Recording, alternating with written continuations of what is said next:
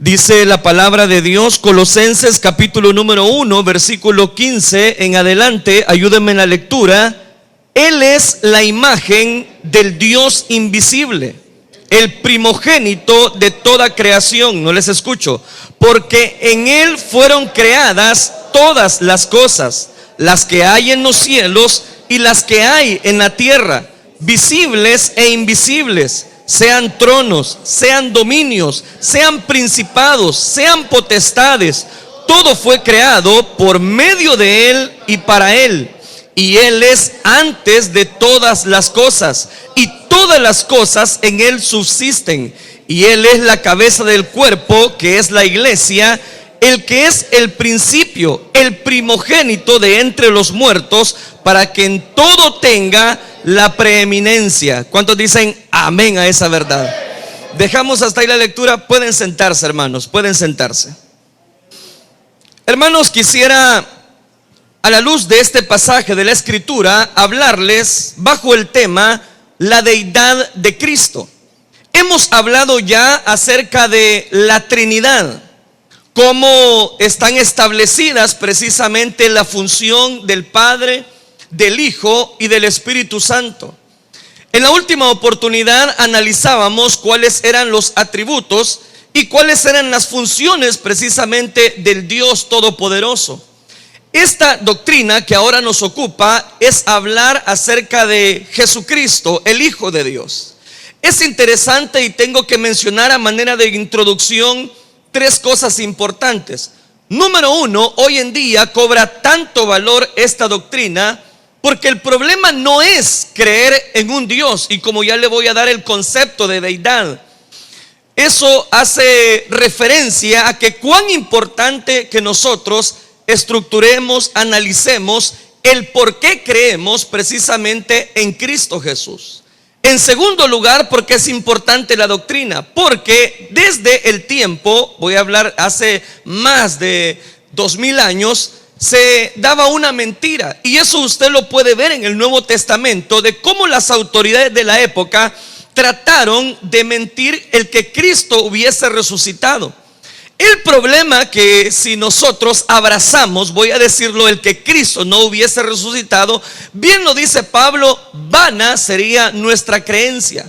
Porque si Cristo no resucitó, nosotros fuésemos los más dignos de conmiseración sobre esta tierra.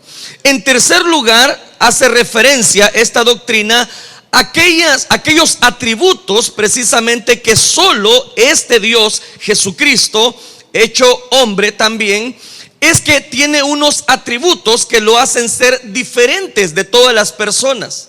Quiero ocupar esta doctrina y decirle específicamente, desglosarla en tres partes. La primera de ellas es el lugar que Jesús ocupa dentro de la iglesia cristiana.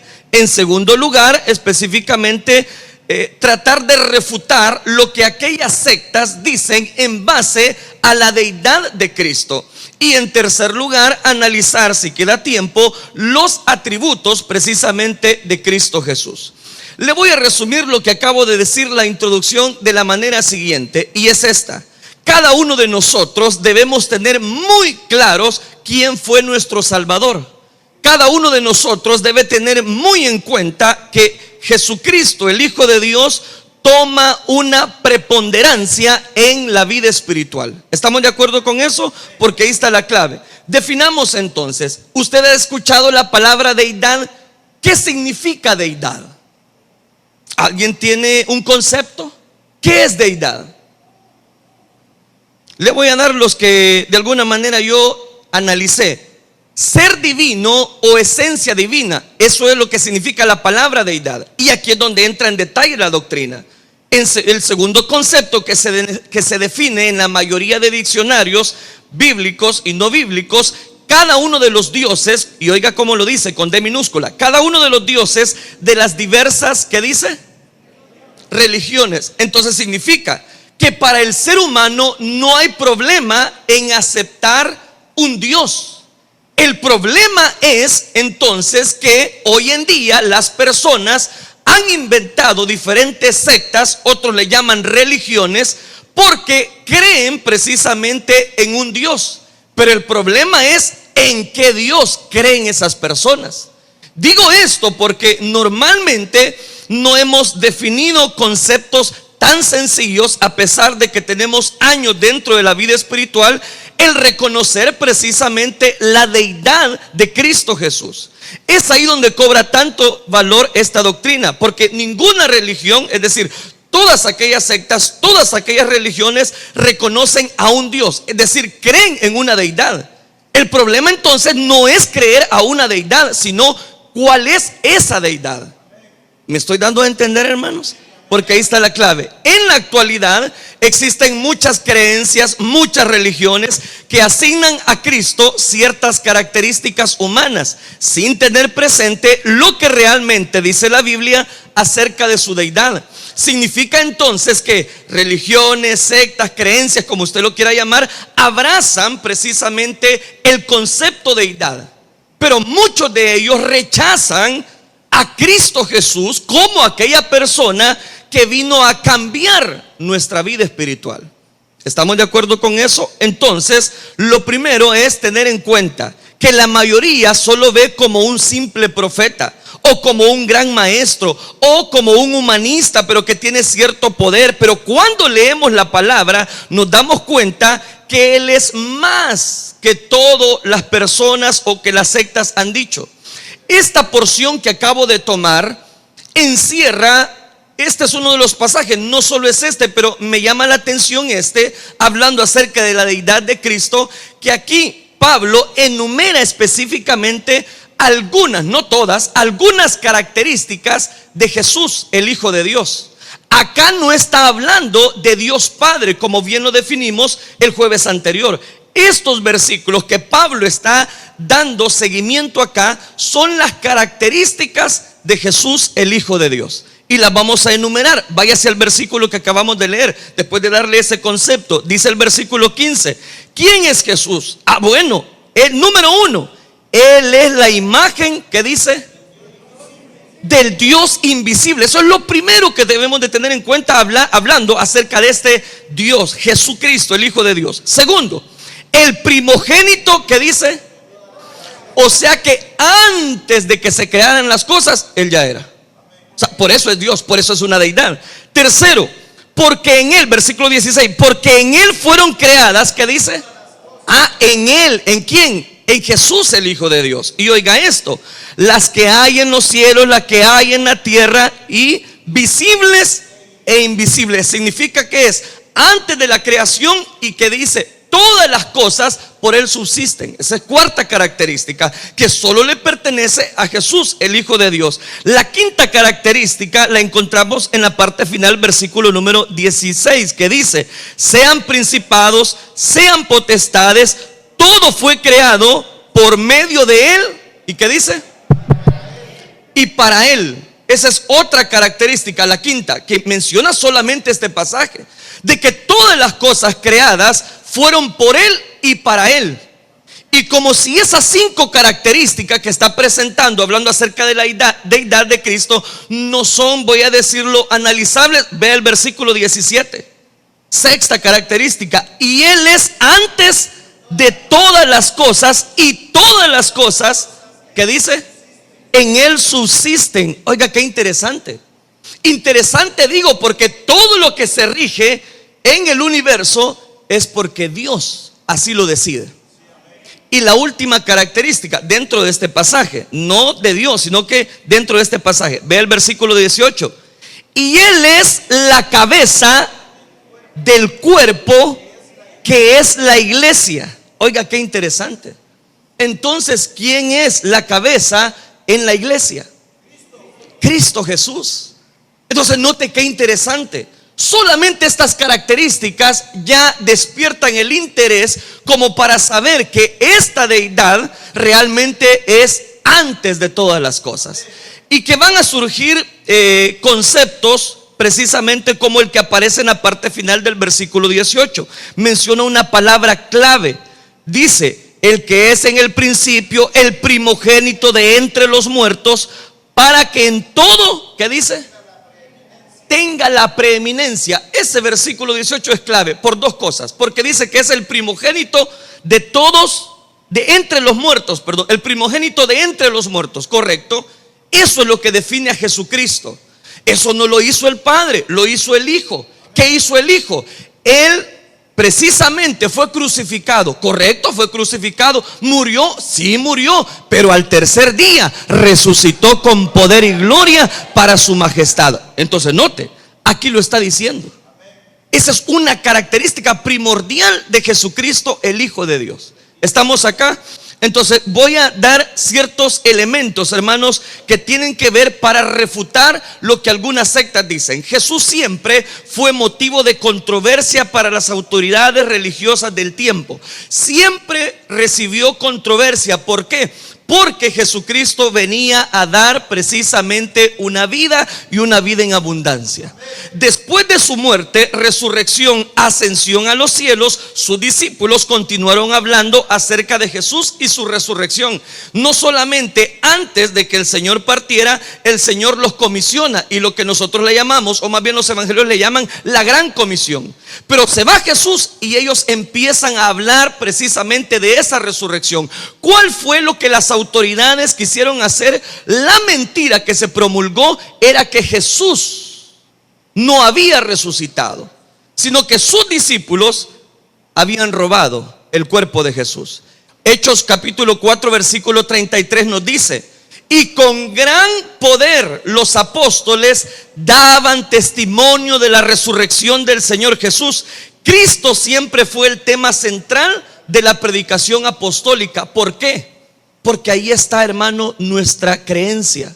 Ahí está nuestra fe de que Jesús realmente es el Hijo de Dios, porque nos compró a precio de sangre. Porque cuando nadie daba nada por nosotros, Él dijo: a mí nadie me quita la vida, yo la pongo de mí mismo, tengo poder para darla y tengo poder para volverla a tomar, dijo. Entonces ese Cristo al cual nosotros adoramos, ese es el Cristo que nos compró, que resucitó, que venció a la muerte, y en base a esa preeminencia es que nosotros creemos en este Hijo de Dios. Con el correr del tiempo comenzaron a aparecer enseñanzas doctrinales que eran contrarias, corrientes a la predicación de los apóstoles en lo que respecta a la humanidad y, por qué no decirlo, divinidad de Jesucristo, es decir, de esta doctrina.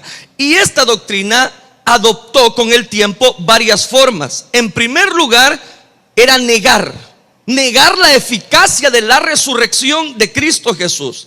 Ellos negaron categóricamente cualquier humanidad verdadera en Cristo.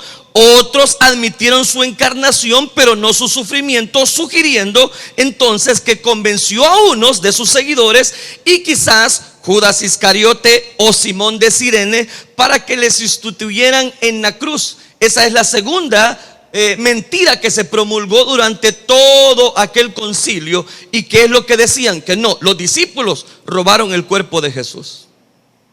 Ante todas estas hipótesis, porque no son realidades, entonces nosotros no debemos de creer, hermanos, ninguna corriente.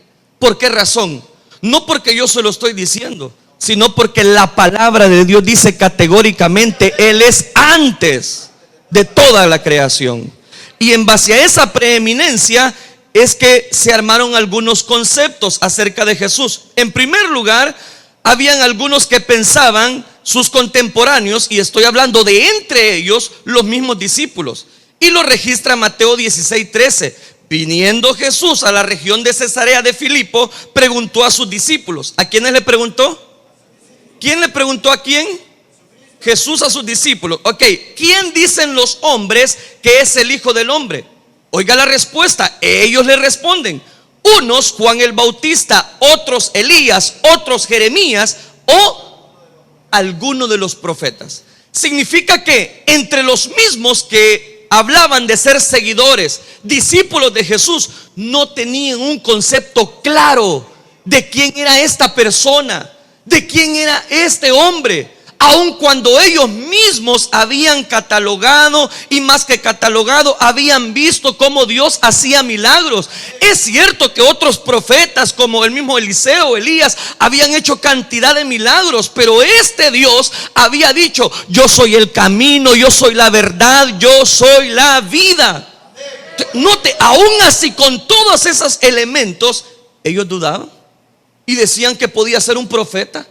El Señor tiene que pararles y decirles: yo no les estoy preguntando lo que las personas dicen, yo les estoy preguntando para ustedes, ¿quién soy yo? ¿Qué es realmente? ¿Quién es este hombre? Los espiritistas piensan que Cristo fue un medium, un clarividente, dotado de facultades paranormales, una percepción extrasensorial que le permite actuar de una manera extraordinaria en consecuencia de fenómenos psicológicos, que tiene comunicación con el más allá. Pero para ellos no deja de ser un espíritu. Pero Dios no solamente, voy a decirlo, es lo que los conceptos que nosotros vertimos de Él. Es más que eso. Los Nueva Era, y los llamo así por nombre, los Nueva Era, que así se hacen llamar, piensan que Cristo es un maestro ascendido, pero llegó a eso, nada más a maestro. Seres que tienen mucho amor, que tienen una perfección divina, que moran en planos espirituales, que había logrado la victoria de la ascensión, que ha elegido guiarnos para nosotros. Pero, oiga esto, no puede darnos todo lo que nosotros necesitamos. Ahí es donde los Nueva Era se quedan cortos en su concepto de deidad.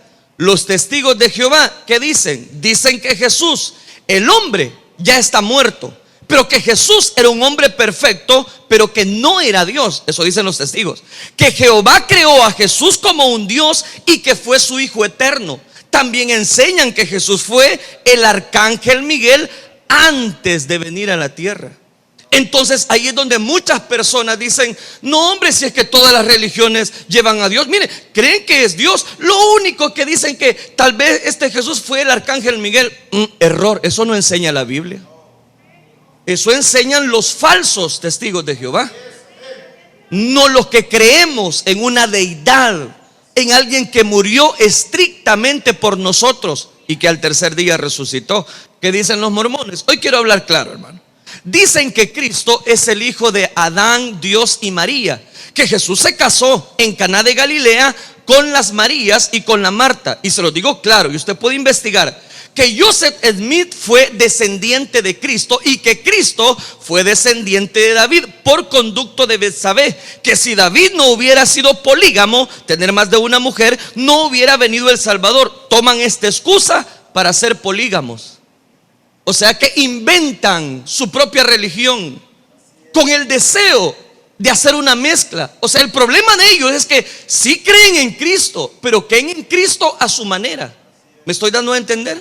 O sea, creen en el Hijo de Dios, pero hacen llegar su doctrina. Claro, la descendencia desde el Antiguo Testamento habla en el árbol genealógico o en la genealogía que Mateo presenta, capítulo 1, versículo 1 al 14, presenta la genealogía de Jesús. Y claro que Jesús venía de la descendencia de David, porque se le conoce como el hijo de David.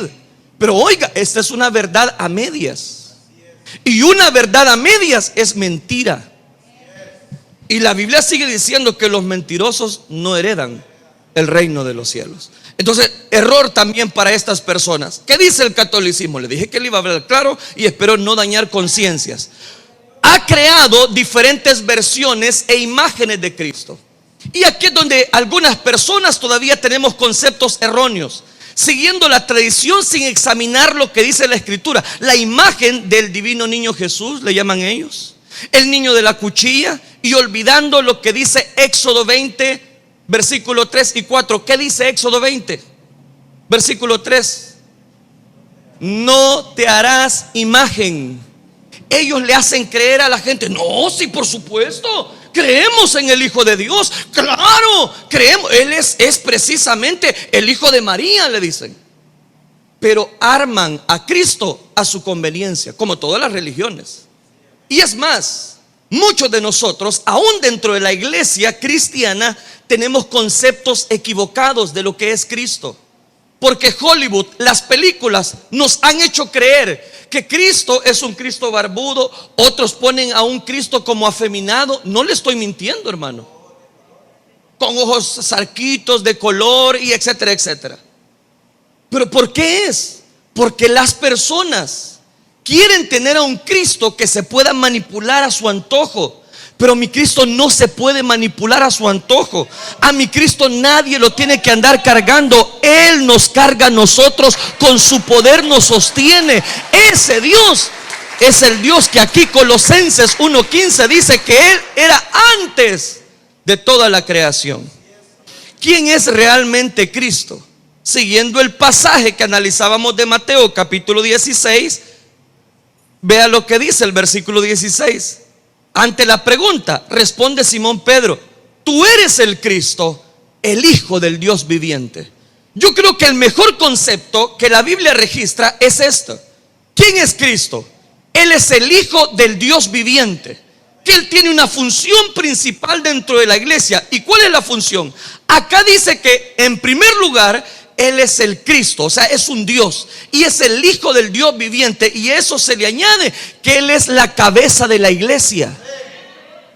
¿Se está dando cuenta la importancia de creer en esta doctrina? Porque hay muchas personas que dicen: no, para mí el problema no es creer en Cristo, yo creo en Cristo. Ah, mi Cristo es un barbudito y por eso todavía lo tienen en un cuadro. Ese no es el Cristo. Ese no es realmente quién es Cristo Jesús. Por eso quería refutar todos esos argumentos de esas sectas. La Biblia ciertamente enseña que Jesús era hombre. Era hombre cuando en su ministerio terrenal. Pero también nos enseña que Jesús es el único ser que se han conjugado las naturalezas divina y humana. ¿Y cómo se lo compruebo? La naturaleza humana se quedó dormido en aquella embarcación en medio de aquella tempestad, que Él mismo le dijo a sus discípulos: vayan al otro lado de la ribera, ya los voy a alcanzar. Pero dice que en medio de la tempestad Él se quedó dormido. Y preguntémonos realmente, ¿por qué se quedó dormido? Estaba cansado. No espiritualicemos el pasaje. No, estaba cansado. Jesús tenía multitudes y no tenía un micrófono como este. Si yo dejo de usar micrófono, usted no me va a escuchar. Y Jesús tenía que gritar para que las multitudes lo escucharan. Yo me imagino que la garganta en más de alguna oportunidad la tuvo despedazada. Entonces, ¿qué hizo Él? Se fue a la otra ribera y se quedó dormido. Resulta interesante que en ese pasaje nos muestra los dos lados de Jesús, la humana y la divina. Porque viene, lo despiertan sus discípulos todos atormentados y le dice: hey, Señor, levántate que perecemos. En ese momento aquellos discípulos se quedaron anonadados, porque cuando el Señor de repente dijo al mar: mar, calla, y enmudece, los discípulos dijeron estas palabras: ¿quién es este hombre que aún el viento y el mar le obedecen? O sea que en medio de ellos todavía seguían dudando que era el Hijo de Dios. Y viendo tanto milagro, hermanitos amados, no podemos dejar que ninguna corriente venga a hacer mella en nuestra vida, eco en nuestro corazón. Debemos tener en claro para nosotros quién es Cristo Jesús en nuestra vida. Cristo Jesús fue mi Salvador. Cristo Jesús fue el que me compró a precio de sangre. Cuando nadie quería dar nada por mí, Él vino y me compró. Él vino y me salvó. Él vino y me restauró. Él vino y por eso yo a Él le adoro. Para usted, ¿ese es el concepto de Cristo Jesús? La preexistencia de Cristo significa que Él existió antes de su nacimiento, antes de la creación y antes del tiempo. Cuando digo antes de su nacimiento, es antes de que usted naciera, antes de la creación de todas las cosas. Como cuando allá en Génesis dice: en el principio creó Dios los cielos y la tierra. Ahí ya era Él. Ahí ya estaba el Hijo de Dios antes que se formara el tiempo, antes que existieran la lumbrera menor y la lumbrera mayor. La preexistencia de Cristo nos debe llevar a tres razones fundamentales. La primera: si Cristo no preexistió, al nacer solo fue un hombre común y corriente, como usted y como yo. Entonces no existe una Trinidad, se rompe. La segunda razón es que si Cristo no preexistió, entonces no pudiera ser Dios, porque entre todos atributos Dios es eterno, como ya se lo voy a mencionar. Y lo tercero, si Cristo no preexistió, entonces fue un mentiroso, porque Él se atribuyó preexistencia a la luz de la palabra de Dios. Después de haber dado todas esas razones, vuelva a leer el versículo número 18, precisamente de Colosenses 1. Vea lo que dice: y Él es la cabeza del cuerpo, que es la iglesia, el que es el principio, el primogénito de entre los muertos, para que todo, ¿qué dice? Tenga la preexistencia. Ahí está la palabra, para que todo tenga la preexistencia.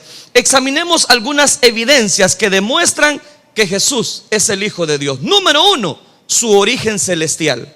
Juan revela la preexistencia de Cristo. Vea lo que dice Juan capítulo 3, versículo número 13 y aún el versículo 31. Vea lo que dice: nadie subió al cielo sino el que descendió del cielo, el Hijo del Hombre, que está en el cielo. El que de arriba viene es sobre todos. El que es de la tierra es terrenal, y cosas terrenales habla. El que viene del cielo es sobre todo. Mi Cristo viene de arriba. Mi Cristo es poderoso. Mi Cristo fue el que lo compró a usted. Entonces la primera evidencia es que su origen es celestial, que María concibió precisamente por voluntad de Dios. No se trata de un invento de una religión, no se trata de un ángel. La segunda evidencia es su obra como creador, porque la preexistencia dice que Él es antes de todas las cosas. La Biblia señala que Cristo estuvo involucrado en crear. Esto supone que Él existió antes de la creación. Y le voy a dar otra cita: Juan capítulo 1, versículo 3. Todas las cosas, vamos, ayúdeme, ¿qué dice? Todas las cosas por Él fueron hechas, y sin Él nada de lo que ha sido hecho fue hecho. Entonces toda la obra de creación no solamente tuvo que ver precisamente el Padre, como lo vimos el jueves anterior, también tuvo que ver el Hijo, porque es Dios. La tercera evidencia es que Jesús es su relación con Dios, es decir, la relación que ellos tienen entre sí. Juan 17:5. Ahora pues, Padre, glorifícame tú al lado tuyo. Palabras de Jesús, oración intercesora. Con aquella gloria que tuve contigo antes que el mundo fuese. Significa que Él tenía su trono de gloria, tenía una posición privilegiada, pero Él decidió dejar su trono de gloria y venir para rescatar a los de San Miguel, venir para ver quién tenía necesidad de ese Dios. Él precisamente lo hizo así. Esa relación que Él maneja con su Padre lo hace acreedor que es una deidad. Filipenses 2:5. Haya pues en vosotros este sentir. ¿Cuál, Pablo? Que hubo también en Cristo Jesús, el cual, siendo en forma de Dios, no estimó el ser igual a Dios como cosa a que aferrarse. Vamos a la siguiente evidencia. Los profetas del Antiguo Testamento afirmaron la eternidad de Jesús. Todos, hermanos. Profetas menores, como nosotros los clasificamos, o profetas mayores. Yo voy a tomar la cita de un profeta mayor, Isaías 9:6. Porque niño nos es nacido, hijo nos es dado, y el principado sobre su hombro, y se llamará su nombre admirable, consejero, Dios fuerte, Padre eterno y príncipe de paz.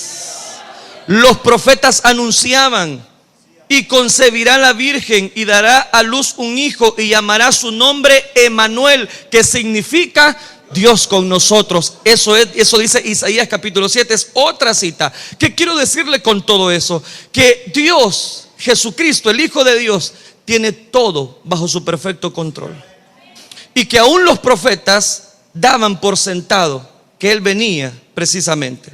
Sexta evidencia: Cristo se atribuyó eternidad cuando declaró en Juan 8:58: antes que Abraham fuese, yo soy.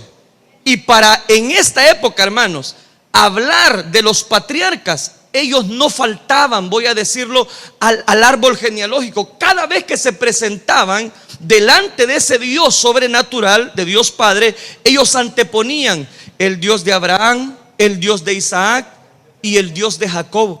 Pero cuando Jesús viene en su ministerio terrenal, Él dice estas palabras: antes que Abraham. Si ustedes respetan tanto a Abraham, antes de Abraham yo ya era. Como diciendo, yo soy mayor que cualquier padre que ustedes conocieron. Antes de todas esas personas, yo me declaro precisamente por toda la eternidad.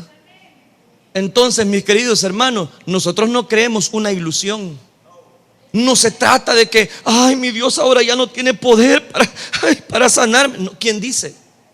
Cuando más sobreabundó el pecado, más sobreabunda la gracia de Dios. ¿Qué está diciendo específicamente Pablo ahí en una de sus cartas? Lo que está diciendo es que aunque abunde el pecado, más sobreabunda el poder de la sangre de Cristo Jesús para extender misericordia y declarar que Él es el Hijo de Dios. Oiga, qué interesante. Vamos a los atributos. Deme 5 minutos. El Señor Jesús es declarado Dios en razón de sus atributos. Le voy a mencionar algunos. Primero, Él es el único que puede perdonar pecados. No hay otro. Díganme. Y me encanta hablar de esta manera, de manera contundente, porque yo sé que este Dios me ha rescatado. Díganme los seguidores de Baal, ¿dónde está su Dios a estas alturas? Díganme, tal vez Baal está en el Antiguo Testamento, pero vamos a algo más cercano. Díganme, ¿dónde están los seguidores de Mahoma? ¿Dónde están todos aquellos dioses con D minúscula? Ya están enterrados en una tumba. Todos están enterrados, todos los seguidores. Aún díganme, ¿dónde está ese tal John Smith? ¿Dónde están todos ellos? Sí, Jesucristo vio muerte, pero mi Cristo es tan poderoso que venció a la muerte y al tercer día resucitó. Y por esa resurrección usted y yo tenemos el perdón de los pecados, iglesia. O sea que nosotros tenemos algo especial. Es que solo Cristo pudo perdonarme. Solo Cristo puede perdonar pecados. No hay otro. No hay otro nombre dado a los hombres. Marcos 2:5 nos dice: al ver Jesús la fe de ellos, dijo al paralítico: hijo, tus pecados te son perdonados. Porque habla este así, decían, blasfemias dice. ¿Quién puede perdonar pecados sino solo Dios? Los mismos sabían que el único que puede perdonar pecados era Dios, pero eran tan incrédulos, tenían una venda eran tan ciegos por esa venda que tenían, que no podían ver que este era el Hijo de Dios, que esta persona les estaba diciendo a muchos de los que sanaba: hijo, tus pecados te son perdonados, levántate, toma tu lecho y vete a tu casa. A la mujer adúltera, vete, pero eso sí, no peques más. ¿Y por qué le está diciendo eso? Porque solo Él perdona pecados. Segundo atributo, Él es eterno. Colosenses 1:17 lo ha mencionado, ya lo leíamos. Tercero, Él es omnipresente. Solo Dios. Mateo 18:20. Porque donde están 2 o 3 congregados en mi nombre, ahí yo estoy en medio de ellos. En esta noche Dios visita su iglesia. Cuando una iglesia dobla sus rodillas, aquí está la presencia de Dios. Cuando uno viene al culto, uno se regocija en la presencia de Dios. Y si hay más de 2 o 3, hermano, levante sus manos y adórele a ese Dios, porque mi Cristo sigue vivo, mi Cristo sigue poderoso. Aun cuando tengamos tormentas, dificultades, Él es más poderoso que cualquier otra persona. ¿Por qué? Porque Él es omnipresente. Él está también en todo lugar. Cuarto atributo, Él es inmutable.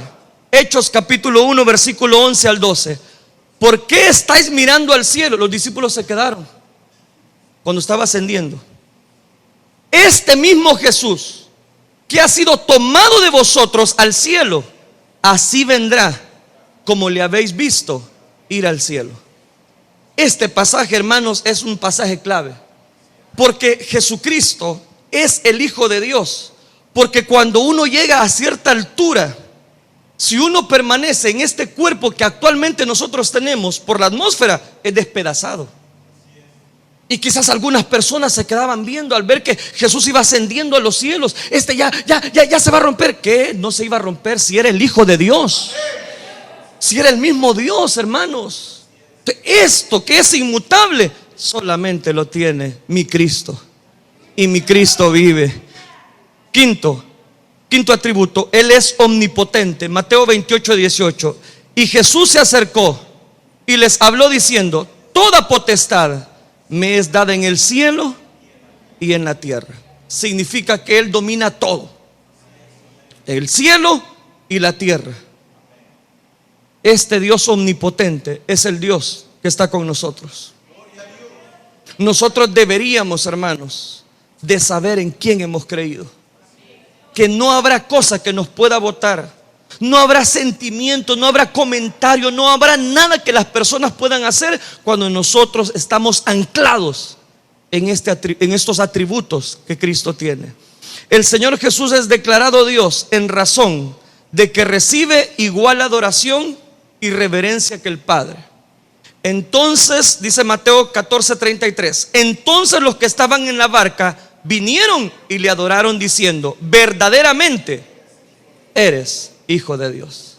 Llegó un momento que al ver tanto milagro, al ver tanto, los mismos discípulos ya no podían decir: no, este era Elías, no, este era un profeta, este es Jeremías. Ya no podían decir eso. ¿Por qué?